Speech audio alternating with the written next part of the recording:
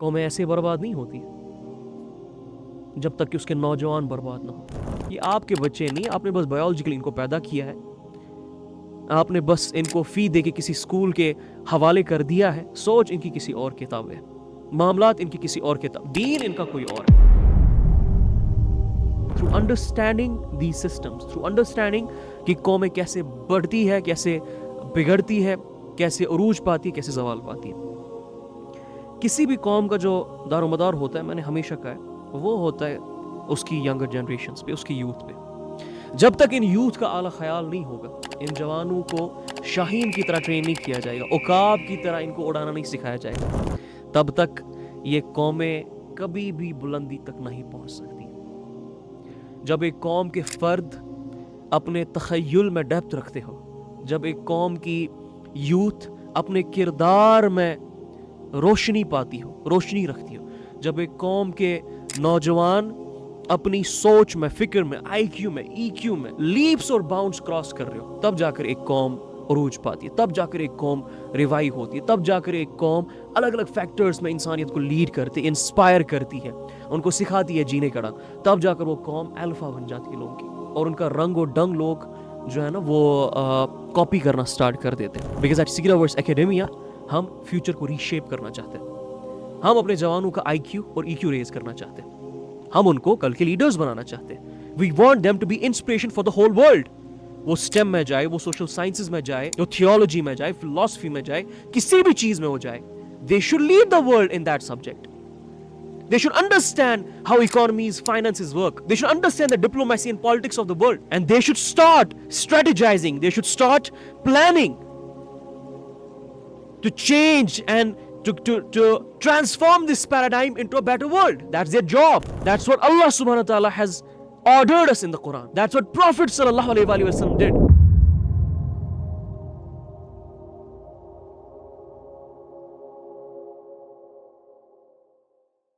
मैं रिसेंटली जो दुनिया की टॉप कंट्रीज़ है, जहाँ से दुनिया के टॉप साइंटिस्ट, दुनिया के टॉप बिजनेसमैन, दुनिया के अभी currently top literatis, nobel prize winners, उनके बारे में पढ़ने की कोशिश कर रहा था। What's different in their curriculum, और किस तरह से एक कंट्री जैसे स्वीडन की एग्जांपल आप ले लें, 38 नोबेल प्राइज़ विनर्स निकल रहे एक कंट्री से।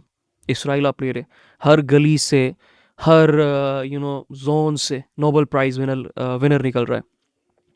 जापान की आप एग्जांपल ले लें, जिस तरह से उनने अपना करिकुलम डिज़ाइन किया, सेट किया, वर्क एथिक्स डिज़ाइन की है, लॉ बनाया है उस एतबार से, तो उनकी प्रोडक्टिविटी सोचे ज़रा। एक ऐसी कौम जो सेकेंड वर्ल्ड वॉर में तहस नहस कर दी गई, बर्बाद कर दी गई, न्यूक्लियर बॉम्ब जिनके एरियाज़ पे गिरा दिए गए, वो कौम इस तरह से उभरती है कि दुनिया की अभी बड़ी बड़ी इक्वेशन सॉल्व कर रही है, चाहे साइंस के एतबार से, आर्किटेक्चर के एतबार से, या लिटरेचर के एतबार से, डेवलपमेंट के एतबार, प्रोग्रेस एडवांसमेंट्स के एतबार से।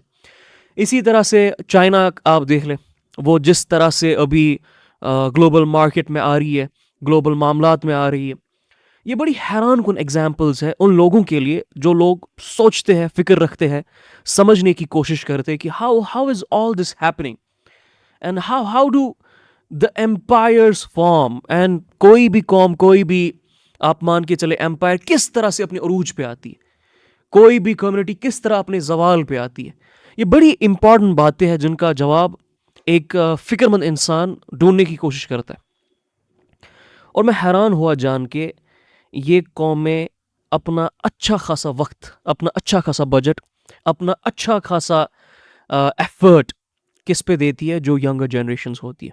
चाइना में मैं हैरान हुआ जान के 4 साल 3 साल की उम्र से बच्चों को स्किल्स सिखाई जाती है। कौन सी स्किल्स? जिन स्किल्स को हमारे यहाँ बड़ा नाकारा समझा जाता है। कारपेंटिंग की स्किल्स सिखाई जाती है, मेसनरी सिखाई जाती है चाइना में बच्चों को, गार्डनिंग की स्किल्स सिखाई जाती है, प्लास्टिक को यूज़ करना, उसको शेप करना, उसको किसी और अंदाज में डालना, उसकी स्किल्स सिखाई जाती है। जापान में बच्चों के लिए जो करिकुलम डिज़ाइन हुआ है, एक सर्टन क्लास तक, ऑलमोस्ट 5-6 साल तक उनको पहले उनका कैरेक्टर बिल्ड किया जाता है करिकुलम में। एग्ज़ाम के सिस्टम नहीं है इस तरह से, उसके बाद वो लोग एग्ज़ाम्स की तरफ आते हैं, स्टेम की तरफ, सोशल साइंस की तरफ आ रहे हैं। स्वीडन में मैं हैरान हुआ जान के 7 साल की उम्र के बच्चों को स्टेम इस लेवल पे सिखाया जाता है जो कि आगे जाके उनको नोबेल विनिंग स्टेम की तरफ पुश करता है। और ऐसे ही नहीं ये लोग दुनिया में मामलात में इतने आगे बढ़ रहे हैं। फिनलैंड ऐसे ही नहीं मैथमेटिक्स में बहुत आगे है अभी। इसराइल ऐसे ही नहीं टेक में या बाकी सारे मामलात में बहुत आगे है ऐसे। या चाइना, यूएस या बहुत सारी कंट्रीज जिनका नाम अभी बहुत रोशन है, या अभी तक जितने भी एम्पायर्स रहे वो इस तरह से ग्रो नहीं होते हैं। बस तुक्का लग गया उन पे कोई यू नो रहम आ गया खुदा को और बस उनको बोल दिया चलो अब तुमको अरूज पे लेके जाता हूँ और अरूज पे लेके। It doesn't work like that. It works through understanding the systems, through understanding कि कौमें कैसे बढ़ती है, कैसे बिगड़ती है, कैसे अरूज पाती है, कैसे जवाल पाती है।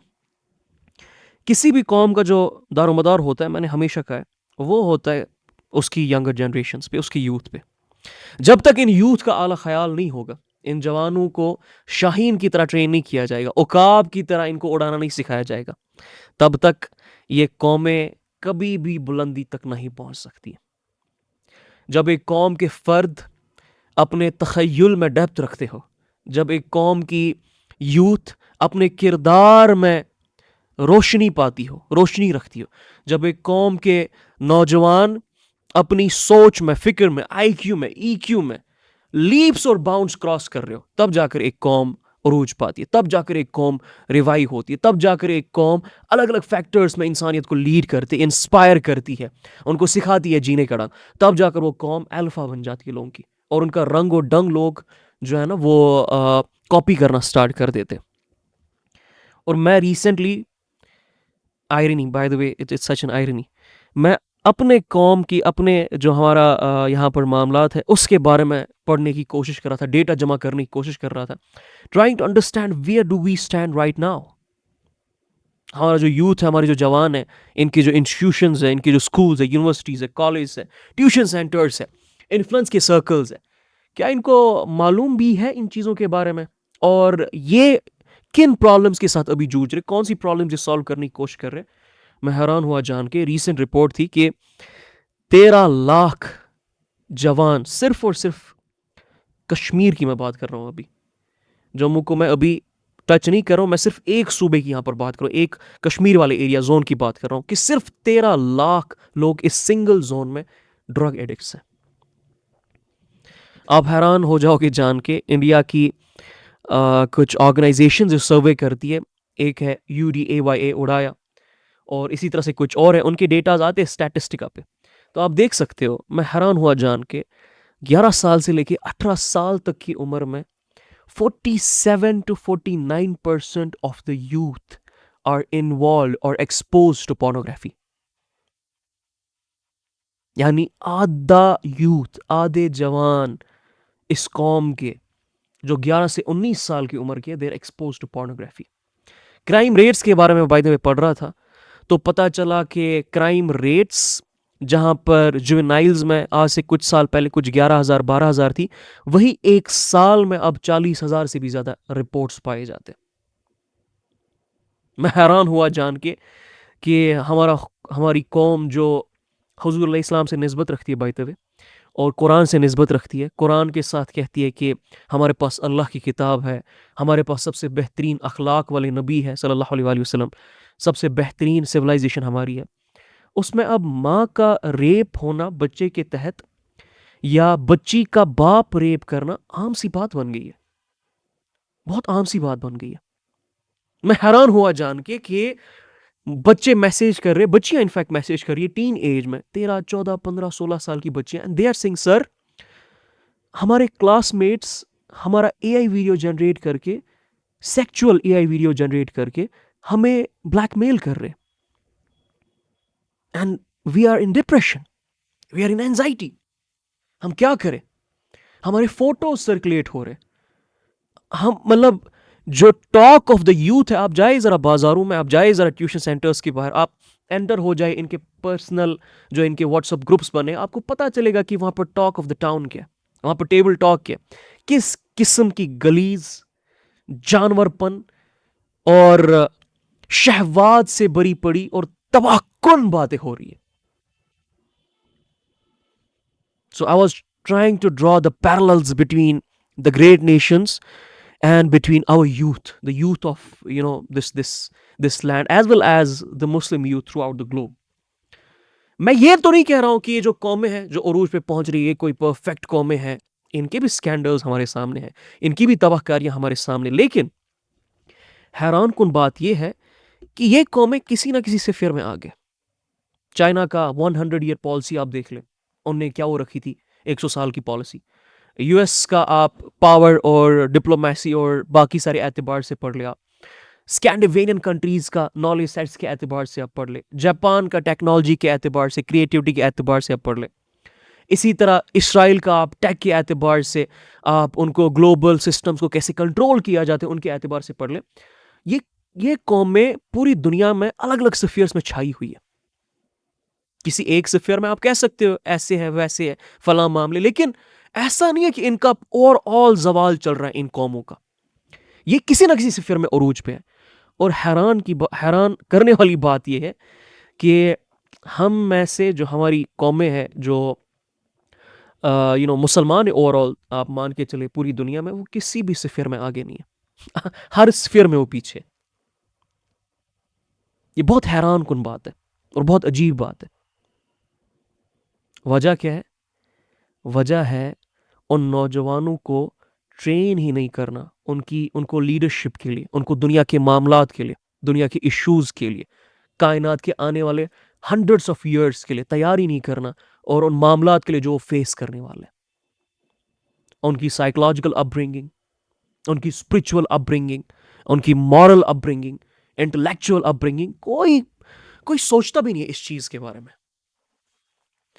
माँ बाप स्कूल में छोड़ते हैं बच्चे को बचपन में, ताकि बच्चा जो है ना वो अच्छे मार्क्स लाए, 10th में अच्छे मार्क्स हो, 12th में अच्छे मार्क्स हो, और रट्टे पे बच्चे को रगड़न दी जाती है। घंटी बजी नेक्स्ट सब्जेक्ट, घंटी बजी नेक्स्ट सब्जेक्ट, घंटी बजी बायोलॉजी, घंटी बजी केमिस्ट्री, सोशल साइंसेस। क्यों? मार्क्स लाएगा, हमारा नाम रखेगा। 10th में इसके 490 आ गए, 12th में इसके 500 में 500 आ गए, बस मेरा बच्चा तो अब डॉक्टर और इंजीनियर बनेगा। और डॉक्टर इंजीनियर क्यों बनाना है बच्चे को? क्योंकि ये इंडिपेंडेंट हो जाए फाइनेंशियली, ये 50-60 हज़ार रुपए कमा सके, शादी हो सके इसकी। आप शादी के एलिमेंट को इस सिस्टम से अलग कर दे, आप बस इतना ऐलान कर दे शादी के लिए ये वाली चीजें जरूरत नहीं है, आप देखोगे कितना ड्रॉप आएगा हमारी कम्युनिटीज में। मेजॉरिटी जो यूथ है, जो खासकर लड़के हैं, I know the fears, I know the influence, I know the fears and the fascinations they have. So majority तो इस डर की वजह से भाई नौकरी नहीं होगी, शादी नहीं होगी, बीवी खूबसूरत नहीं मिलेगी, घर नहीं होगा, गाड़ी नहीं होगी, इस वजह से हम उनको इस सिस्टम में रखते हैं। दुनिया कैसे फंक्शन करती है, आप इंसानियत को कैसे इंस्पायर करोगे, कैसे उनकी एडवांसमेंट, प्रोग्रेस, बेहतरी, बका के तकाजे डिसाइड करोगे, मॉरली उनको लीड करोगे, साइंटिफिकली उनको लीड करोगे, थियोलॉजिकली उनको लीड करोगे, इकोनॉमिकली, इस चीज के बारे में कोई तस्वीर ही नहीं हमारे कौम में, बात ही नहीं होती है। टीचर्स भी रगड़न दे रहे हैं रट्टे देने पे। अच्छा, अब मान के चलते कुछ बच्चे डॉक्टर्स और इंजीनियर्स नहीं बनते, अब बन गए कुछ बच्चे, मान के चले 1% 2% आ गए इस फील्ड में, नौकरी भी मिल गई उनको। बाय द वे सबको तो नहीं मिलती है क्योंकि इंफ्रास्ट्रक्चर सपोर्ट ही नहीं करता है। It's a fascinating point as well, it's a fascinating point as well. You should know कि हर साल लगभग 3 करोड़ के करीब लोग बच्चे जो है ना वो सेकेंडरी स्कूल पास करते हैं इंडिया में, एंड इंफ्रास्ट्रक्चर 50 लाख को भी एडजस्ट नहीं कर सकता है। सो एनीवेज, मान के चलते ये लोग जो डॉक्टर्स बन गए, इनकी लाइफ को भी साइड में रख देते। अब कुछ लोग आते यूनिवर्सिटीज में, कॉलेज में, डिग्रीज हासिल करते। डिग्रीज क्यों हासिल करते? एक रीजन ये कि डॉक्टर इंजीनियर नहीं बन पाए थे, काबिल इतने नहीं थे कि डॉक्टर इंजीनियर बन पाए, या कुछ लोग अपने पैशन की वजह से कोई पर्टिकुलर सब्जेक्ट पढ़ना है, कोई पर्टिकुलर डिग्री हासिल करनी है, मेरा रुझान है इस चीज की तरफ, इस वजह से जाते। और मेजॉरिटी ऑफ द लोग इसलिए जाते भाई कुछ ना कुछ तो जिंदगी में करना था, सोच लिया एडमिशन ले लेते, डिग्री करते, क्योंकि बाकी सब करते तो हम भी कर लेते। सोचे, ये थॉट हॉराइजन है हमारा, ये स्टेटस है हमारे थॉट्स के। और फिर हम कंप्लेन करते रहते हैं कि दुनिया बर्बाद हो रही है, कंप्लेन करते रहते हैं कि दुनिया को अभी वो लोग चला रहे, इंस्पायर कर रहे हैं जो कि सिर्फ मफाद परस्त है। फिर हम कंप्लेन करते रहते, दुआएं करते रहते हैं कि हम तबाह हो गए, हम पे फला मसला है, हम पे ये वाला मसला है, ये इश्यूज है। सोचे जरा ये थॉट हेमिस्फीयर हमारा, और कंप्लेन्स और वो जरा शिकवा कितना बड़ा हमारा खुदा के साथ।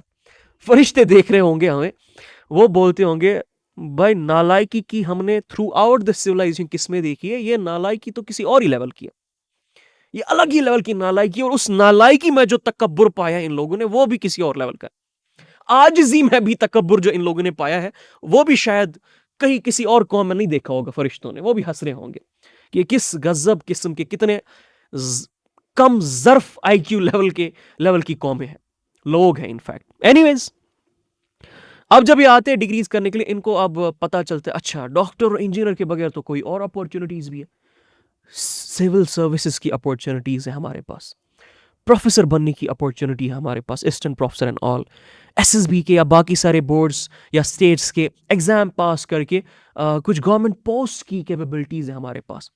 और क्यों करते, मेजॉरिटी ऑफ द लोग इसलिए करते ये वाली चीजें ताकि उनको अच्छी नौकरी के तहत एक अच्छा स्टेटस मिल सके, अच्छे स्टेटस के साथ साथ एक अच्छी खासी पेमेंट तनख्वाह मिल सके, प्रोटोकॉल मिल सके, और दुनिया में उनका नाम हो।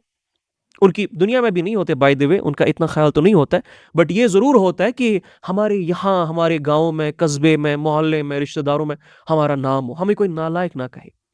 और कुछ लोग इनमें ऐसे होते हैं जो बड़े पैशनेट होते हैं, जिनको सच में सिविल सर्विसेज करनी है, जिनको सच में प्रोफेसर बनना है, वो पैशनेट होते हैं टीचिंग के लिए, वो पैशनेट होते हैं एडमिनिस्ट्रेशन के लिए, वो पैशनेट होते हैं कोई और मामलात के लिए, लेकिन ये बहुत कम लोग होते हैं इनमें। अब आप सोचे ज़रा, 47% ऑफ द यूथ 11 से 18 साल तक एक्सपोज टू पोर्नोग्राफी, 13 लाख के करीब लोग, जिसमें करीबन करीबन 2.25 लाख माइनर्स है जो ड्रग्स में इन्वॉल्व है। और फिर टीन ए से आगे जाए फिर तो बात ही ना करे, कितने लोग ड्रग्स में, पोर्नोग्राफिक एडिक्शंस में, सेक्सुअल स्कैंडल्स में, सेक्सुअल एब्यूज में, इन सारी चीज़ों में इन्वॉल्व है। मैं मल्टीपल स्टेट्स में रहा हूँ और मैंने इस स्टेट के लोगों की, उम्मत के बच्चों की, उम्मत के नौजवानों की हालत देखी है। कौन जिम्मेदार है इसके लिए? सरकार में बैठे हुए लोग, वो जिम्मेदार है। उनने कहीं पर ठेका लिया था कि हम आपके बच्चे को मॉरली, इंटेलेक्चुअली और फला हर चीज में टॉप करके देंगे। उनका तो जो एजुकेशन सिस्टम हमारा है वो खुद कहता है हमारा मौकिफ है बेसिक एजुकेशन टू ऑल। और कौन जिम्मेदार है इसके लिए? उनके टीचर जिम्मेदार है। कौन जिम्मेदार है इसके लिए? माँ बाप जिम्मेदार है, प्रोफेसर जिम्मेदार है, मौलवी हजरात, उलमा हजरात जिम्मेदार है। कौन जिम्मेदार है इस बर्बादी के? इस बर्बादी के जिम्मेदार हम सब हैं। लो आईक्यू की कौमें लो आईक्यू के ही बोने पैदा करती है, हाई आईक्यू वाली कौमें हाई आईक्यू वाले लोग ही पैदा करेगी। ये रूल है, ये उसूल है। आप जो पेडिस्टल अपने आने वाली जनरेशंस को दोगे उसी पेडिस्टल को मल्टीप्लाई करेंगे। आपको अगर नहीं पता है शाहीन को कैसे ट्रेन करते, उकाब को कैसे ट्रेन करते, फर्दों को कैसे आला ख्याल देते हैं, उनके किरदार किस तरह से मजबूत करते, उनको लीडरशिप में, उनको लोगों को इंस्पायर करने में, उनको पर्टिकुलर सब्जेक्ट्स में आगे बढ़ाने में perfect, in fact finest of the finest expertise कैसे देते, आप ट्रेन नहीं कर सकते हो। और आपको अगर पता ही नहीं है कितनी बड़ी जिम्मेदारी है, एक एक फर्द कितना इंपॉर्टेंट होता है किसी कौम के लिए, किसी नेशन के लिए, किसी कम्युनिटी के लिए, I am really sorry, you are not fit for anything in this world. The destruction we have done to the future generations, और जिसकी मिसाल अभी हमें दिख रही है, मिल रही है, एग्जाम्पल्स हम समझ पा रहे, देख पा रहे, सुन पा रहे, that is not even the trailer of what's about to come. हमारी जनरेशंस, हमारा यूथ, हमारे बच्चे नेटफ्लिक्स के, अमेजॉन प्राइम के, पोर्नोग्राफिक वेबसाइट्स के, ड्रग्स के, सोशल मीडिया के और वर्स्ट ऑफ द वर्स्ट मामलात के शिकार हो चुके। We have become a dopaminergic nation. We have literally become a nation जो कि आने वाले सालों में तबाही मचा, जिसके बच्चे आने वाले सालों में इंसानियत की तबाही मचा देंगे। And if we do not understand this thing right now, and if we do not start changing the very structure of how things are right now, we all are at loss. We all are at absolute loss. अल्लाह अज़्ज़ व जल ने सूरह room में हुज़ूर अलैहिस्सलाम से फरमाया था कि खुश्की और तरी में फसाद फैल चुका है। क्यों? अल्लाह ने फसाद फैलाया था नाउज़ुबिल्लाह? नहीं, अल्लाह ने फरमाया जो इंसानों के आमाल है उसके एवज़। कौमें ऐसे बर्बाद नहीं होती है जब तक कि उसके नौजवान बर्बाद ना हो। ज़ाहिर सी बात है जब हमारे खुद के ही ख़यालात, खुद के ही तस्वुरात इतने छोटे से हैं बोने से जो 3-4 चीज़ों के इर्द-गिर्द रिवॉल्व करते हैं, कौमों को कैसे बिल्ड करेंगे? लीडरशिप की ट्रेनिंग्स दी जाती है जापान में, चाइना में, इसराइल में, स्कैंडिनेवियन कंट्रीज़ में।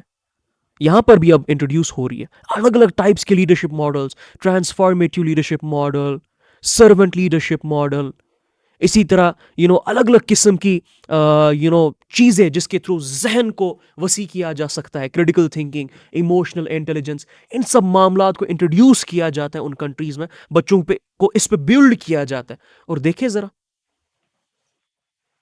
कहाँ-कहाँ पर उनकी कौमें अलग-अलग स्फीयर्स में पहुँच चुकी है।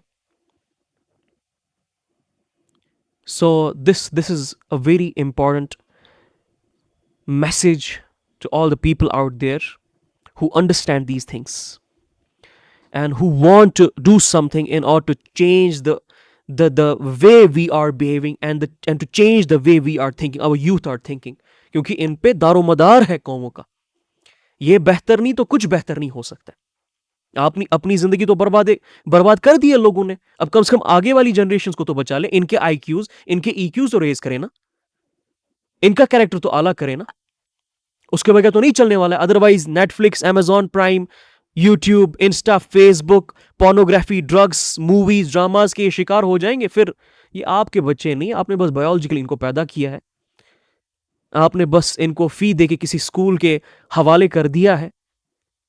सोच इनकी किसी और किताब है, मामलात इनकी किसी और किताब, दीन इनका कोई और है, ये याद रखिएगा। माँ बाप क्या एस्पायर कर रहे होते हैं जब बच्चों को स्कूल्स में, यूनिवर्सिटीज में, कॉलेज में डालते हैं, और प्रोडक्ट्स क्या निकलते हैं हम सबके सामने। We all know it. हमने इसीलिए सीरा वर्स में लास्ट ईयर हमने जो जवान है, जो यूथ है, उनके लिए बैच इंट्रोड्यूस किए थे, मेंटोरशिप का बैच इंट्रोड्यूस किया था। हम क्या कर रहे थे? उनके दिल और जहनों को मुतमईन करने की कोशिश कर रहे थे। लीडरशिप ट्रेड्स, लीडरशिप के मामला, थ्योरीज उनको सिखाने की कोशिश कर रहे थे। इंसानी नफ्सियात को जानने की, पहचानने की कि why do humans behave the way they behave, and why are there so many differences among the humans and what are the commonalities as well among the humans। ये सारी चीजें हम समझने की कोशिश कर रहे थे। साइकोलॉजी कितना रोल निभाती है, कल्चर कितना रोल निभाता है, सराउंडिंग्स कितनी रोल निभाती है, माँ बाप क्या रोल अदा करते हैं एक बच्चे, एक फर्द के बिल्ड करने में, बल्कि टीचर्स या इंस्टीट्यूशन का क्या रोल होता है उसको समझने की कोशिश कर रहे थे। और साथ साथ में दुनिया कैसे फंक्शन होती है, हम जहां पर जिस वक्त पे अभी दुनिया में है, जो स्ट्रक्चर्स है, जो इकोनॉमिक पैराडाइम्स है, पॉलिटिकल पैराडाइम्स है, या सोशो कल्चरल पैराडाइम्स है, ये कैसे बनते, किसने बनाए, क्यों बनाए, मामलात क्या थे इसके पीछे, इन सारी चीजों को हमने समझने की कोशिश की थी। क्यों? Because at Sira verse academia हम फ्यूचर को रीशेप करना चाहते हैं। हम अपने जवानों का आईक्यू और ईक्यू रेज करना चाहते हैं। हम उनको कल के लीडर्स बनाना चाहते हैं। We want them to be inspiration for the whole world. वो स्टेम में जाए, वो सोशल साइंसेज में जाए, वो थियोलॉजी में जाए, फिलॉसफी में जाए, किसी भी चीज में हो जाए, they should lead the world in that subject. They should understand how economies, finances work. They should understand the diplomacy and politics of the world.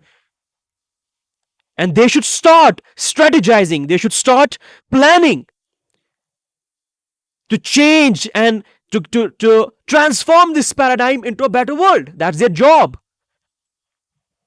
That's what Allah subhanahu wa ta'ala has ordered us in the Quran. That's what Prophet sallallahu alaihi wasallam did.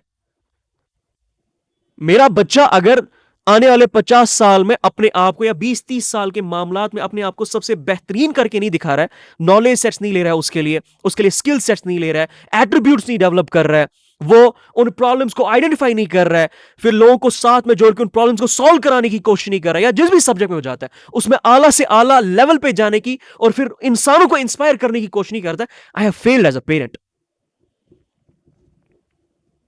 I have literally failed as a parent. अल्लाह के नबी सल्लल्लाहु अलैहि वसल्लम ने सहाबा को maths, physics, chemistry, biology नहीं पढ़ाई थी। ये हम सबको पता है। I am not against those subjects, I am for those subjects. I'm for our kids to lead in all the subjects, to train and to reach to the highest possible levels in all these subjects. I'm not against that. But एक बड़ी हैरान कुन बात है, physics, chemistry, biology, math नहीं पढ़ाया था। क्या किया था हुजूर इस्लाम ने कि जिस वजह से ऐसी एग्जाम्पल्स हमें मिलती है सहाबा की, और फिर सहाबा में से हमें एग्जाम्पल्स मिलती है कि उन लोगों ने जैसे ताबईन को ट्रेन किया, बल्कि खुद भी जिन मकामात तक वो पहुंचे हैं अलग अलग सब्जेक्ट्स में, हैरान कुन बात है वो। ताबईन जिस लेवल पे पहुंच चुके थे, उसके बाद जो लोग जिस लेवल, हैरान कुन बात है। क्या किया था हुजूर इस्लाम ने? हुजूर इस्लाम ने एक ऐसा केमिकल अलाइन किया था सही डेफिनेशंस के साथ, और एक ऐसा केमिकल रेज किया था सहाबा में जो केमिकल रिस्पॉन्सिबल है आपकी कॉग्निशन के लिए, आपकी सेल्फ एस्टीम के लिए, आपके प्रोग्रेस, आपकी एडवांसमेंट और आपके सक्सेस के लिए। सेरोटोनिन एलिवेट किया था हुजूर इस्लाम ने। कैसे? सही डेफिनेशंस देके।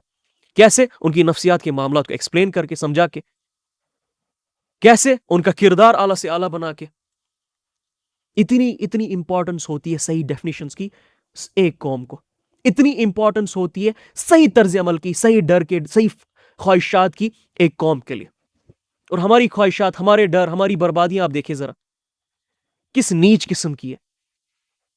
और फिर कंप्लेंट्स देखिए हमारे, कैसी कैसी कंप्लेंट्स हम करते हैं, कैसे कैसे खुदा से मांग मांग के दुआ करते हैं कि ये कर दे, वो कर दे, ऐसा हो गया, वैसा हो गया। खुदा ने हमें हुक्म दिया, हम खुदा को हुक्म देते रहते, तू कर। ये हालात है।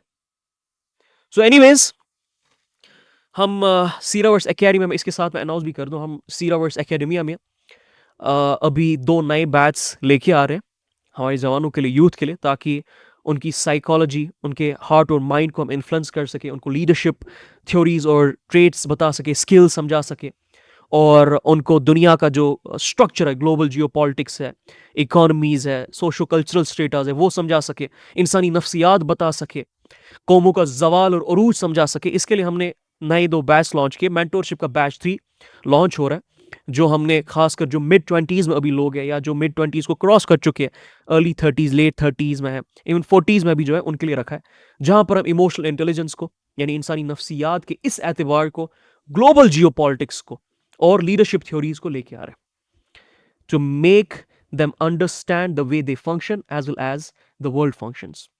और हमारा एक नया बैच आ रहा है जिसका पहली बार इंट्रोडक्शन शायद आपके सामने हो रहा है।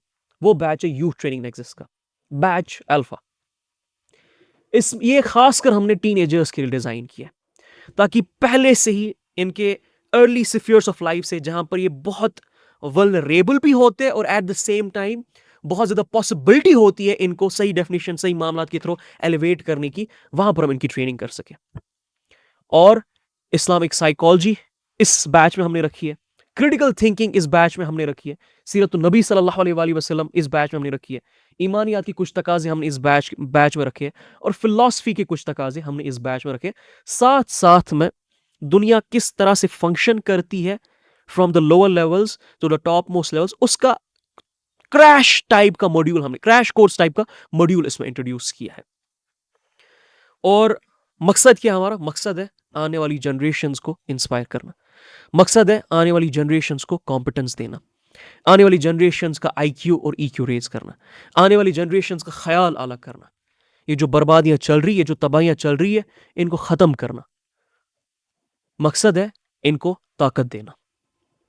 सो मिलते हैं बहुत जल्द इंशाल्लाह। इनकी ओरिएंटेशंस 12th of Feb 2026 पहली है शायद मेंटोरशिप की, और शायद यूथ ट्रेनिंग नेक्सस की 19th February 2026 को ओरिएंटेशन है इन बैच की। रजिस्ट्रेशन अभी चल रही है। रजिस्ट्रेशन के लिए you can visit our website www.siraverseacademia.com। वहाँ पर आप रजिस्टर कर सकते हो और ओरिएंटेशन का आप हिस्सा बन सकते हो। इवन दो ओरिएंटेशन में कोई भी आ सकता है, और उसके बाद या उससे पहले भी आप इसके लिए रजिस्ट्रेशन कर सकते हो। So hope to see you all inshallah there. And at the same time, there's a message from my side to all the people out there who are concerned about the way the world is functioning right now and the way our youth are going, who are concerned about the future of this world, of humanity. उनके लिए message यही है कि if you do not take the responsibility of understanding these fears yourself, of understanding how all this mess is created and how all this mess can be solved, I'm really sorry. आपके concern सिर्फ concerns ही रहेंगे, फिर वो manifestation के तौर पे दुनिया में किसी काम के नहीं आ सकते। वो आपके ही साथ आपकी कब्र में उतर जाएंगे, फ़ायदा उसका कुछ भी नहीं होने वाला है। So take the lead, take the responsibility and take the knowledge set जो कि उसके लिए दरकार होते हैं, स्किल सेट्स जो उसके लिए फिर ज़रूरी होती है उसकी मैनिफेस्टेशन और एप्लीकेशंस के लिए, और एट द सेम टाइम वो एट्रीब्यूट्स भी जिसके थ्रू आप इंशाल्लाह आने वाली जनरेशन्स को चेंज कर सकते हो, ट्रांसफॉर्म कर सकते हो, बिल्ड कर सकते हो। मिलते हैं बहुत जल्द। अस्सलाम वालेकुम व रहमतुल्लाहि व बरकातुहू।